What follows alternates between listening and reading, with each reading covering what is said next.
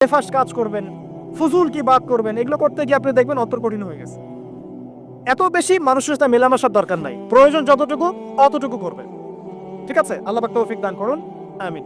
কয়টা বললাম? 5, 6। আমার সবচেয়ে প্রিয় নসিহত, প্রত্যেক দিন মিনিমাম 1 ঘন্টা করে কোরআন তেলাওয়াত করবেন বুঝে। আমি বলিনি না বুঝে করলে কোনো নেকি হবে না, প্রত্যেক হরফে 10 নেকি হবেই হবে, কিন্তু আপনি করবেন বুঝে ইনশাআল্লাহ।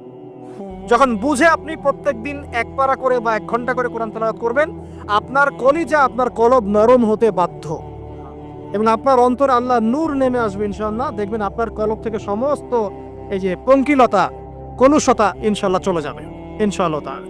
দুটো জিনিস অন্তরকে পবিত্র করে ফেলে, এক হচ্ছে কোরআন তেলাওয়াত, আর এক হচ্ছে বেশি থেকে বেশি আল্লাহর জিকির এবং ইস্তেগফার। তো কোরআন তেলাওয়াত বাড়িয়ে দেন, আল্লাহ পাক সবাইকে কোরআন তেলাওয়াত করার তৌফিক দান করুন, আমিন। যারা শেখেন নাই আজকে ওয়াদা করেন যে কোরআন আপনারা বিশুদ্ধ করে